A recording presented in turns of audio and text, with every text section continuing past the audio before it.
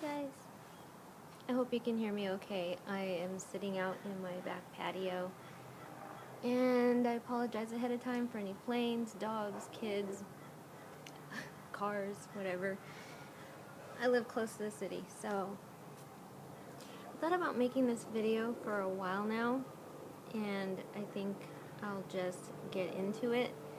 This is the story of the time that I got roofied and sexually assaulted. I was 16 and I went to a small gathering. I went with a group of girls, and I didn't know the people that were having the party. I didn't know the person that the party was being held for. All I knew is that this was a gathering for a dude that was going away to the Marines. And back then, I was a traditional skinhead girl. I had my head shaved with the Chelsea cut, with the bangs and the fringe, and all my girlfriends were the same, and we were very much punk rock, free-spirited kids. And I partied pretty hard every weekend, sometimes Thursday through Monday. I wasn't a horrible kid. I was just a free spirit. Misunderstood by a lot of adults. I didn't take well to school. Just wasn't much of a conformist. Still aren't. Anyway, so I go to this party with this group of girls. I think there was 4 of us that went.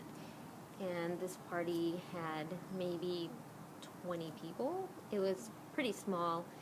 Like I said, I only knew the girls that I went with.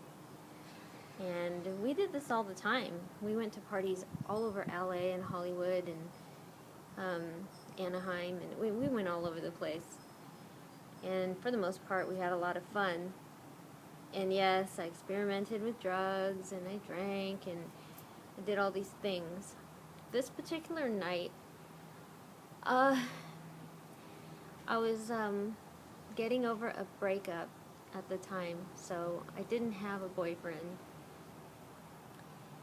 We went to this party, and it was held in the backyard around this swimming pool. It was at night, and there was this huge, like, park bench table with a long bench chairs on each side, and it was long, and so we're all kind of just sitting around it. And I had a 6-pack of, I don't know, Michelob, some nasty beer, but I only drank 1. It was disgusting. Anyway, so I had just cracked open my 2nd bottle, and I wasn't even halfway down. I think I just barely drank maybe the bottleneck portion of it. And I started to feel just drugged, tired, sick, like mainly sick. So I ended up using the restroom one more time, because, you know, I had used the restroom already before that. And I went to lay down in the back seat of one of the girls' car, the girl that we came in her car. And that's all she wrote. I was out. I was passed out. And next thing I know, I'm waking up with this guy in the car in the back seat with me, and he happened to be the guy that the party was being thrown for, the guy that was going away to the Marines, a guy I did not know. I didn't know his name. I didn't know him from fucking Jack. I didn't know this dude. Anyways, I'm on his lap. My shoulders, my head I'm on his lap, and he's sitting there, and he's caressing my hair, and he's looking down at me. I look up at him like, what? And I realized I couldn't I couldn't talk. I couldn't really move. I couldn't do anything. It's just flashes, really. Memory is just a bunch of flashes, and I'm kind of grateful for that. Just remember thinking, who the fuck are you? And then darkness again.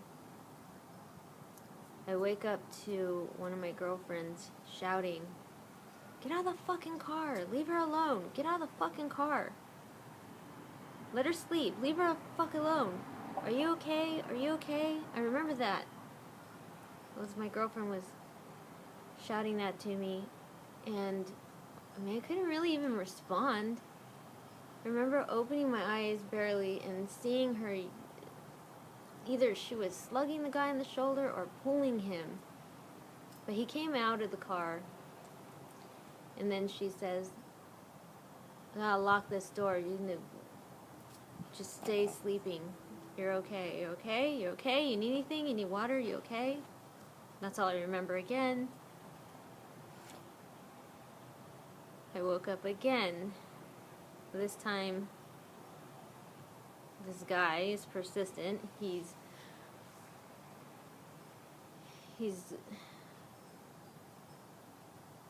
touching me. He's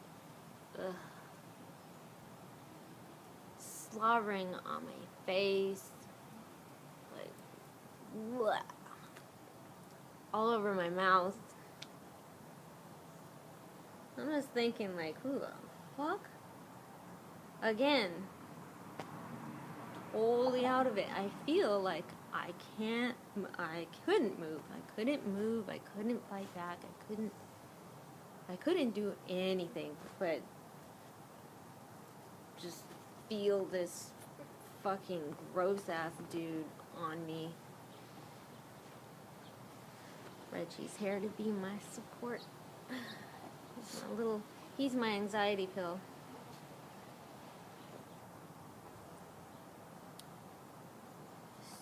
So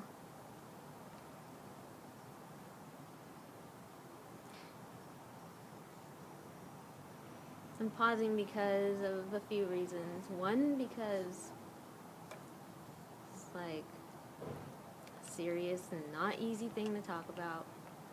And because a lot of it is just a fog.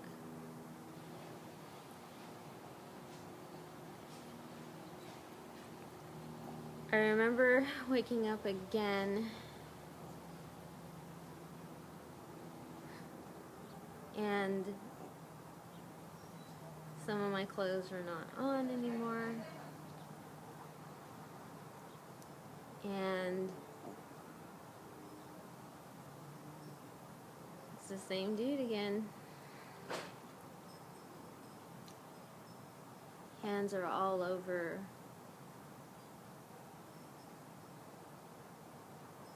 those parts of me that I didn't want him to be touching. It's all in my pants. My pants are...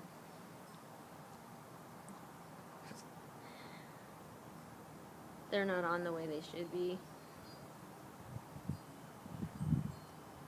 And he's moving me around, and I'm literally a rag doll. I can't move.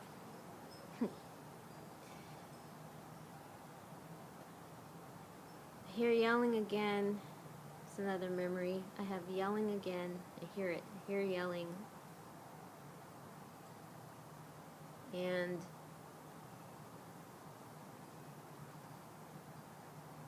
I just remember trying to say stop. And then passing out again.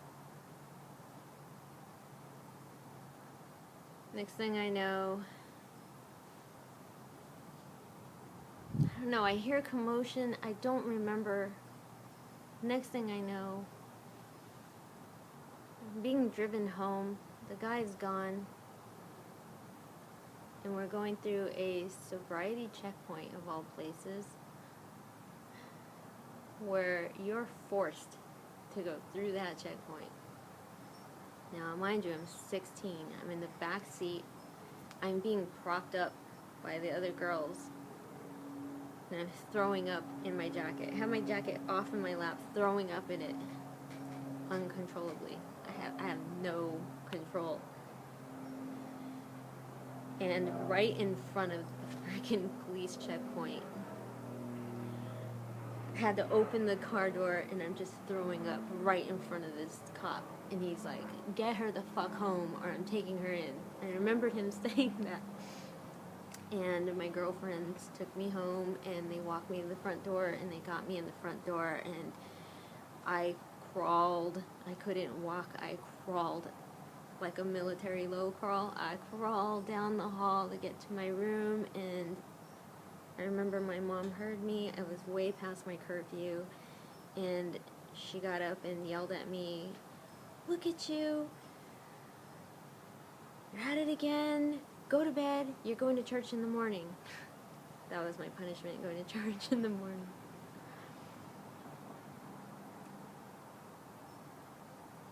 I basically passed out, like barely in my room, on the floor. And my parents just all this time just thought I was just drunk, but in reality, I was sexually assaulted. I felt like I'd been fucked. I could feel that my body felt sore. And the next morning,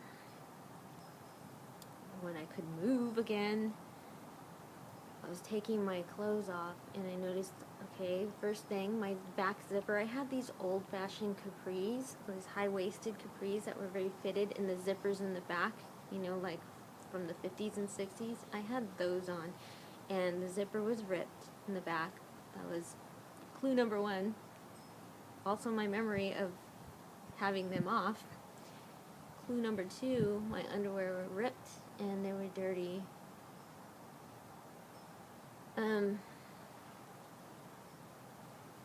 So, yeah, I was basically made to go to church in the morning as my punishment, and I didn't even shower. I mean, I could just barely put something on, and I didn't make it out of the car. I remember sitting at the curb on the side of the church while my parents were at Mass, throwing up into the curb, just dry heaving. There's nothing coming out because I didn't drink. I wasn't drunk. I was just dry heaving the whole time. It was terrible. That whole day was just terrible. The whole memory, what I can remember, is terrible. I didn't talk about it for most of my adult life. I just put it out of my head and just thought, like, what good would it do?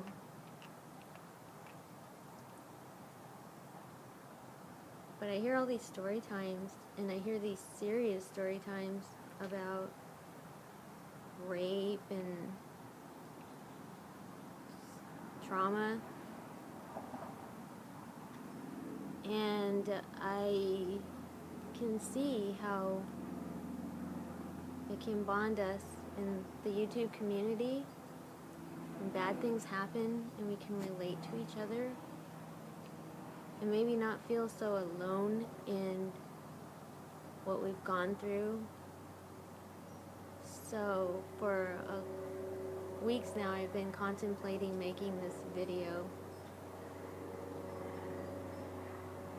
in the hopes that putting it out there into the universe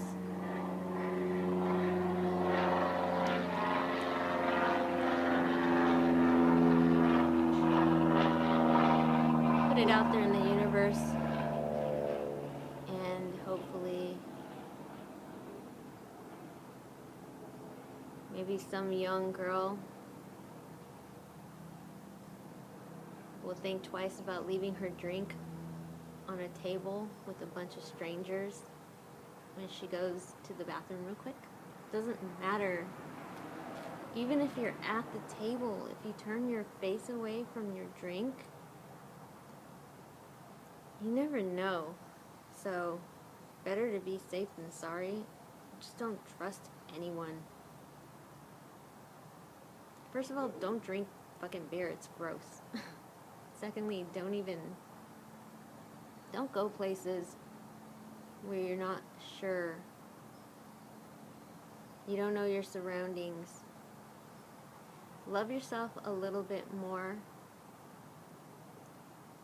Treat yourself as you would treat your child, even if you don't have kids. Imagine.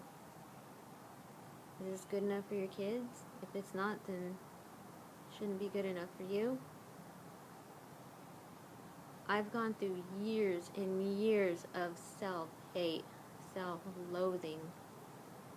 Not just because of that, but because of a lot of things leading up to that, and that maybe could be another story time. Even now, at my age, it's still, I have to constantly remind myself of my value and my worth.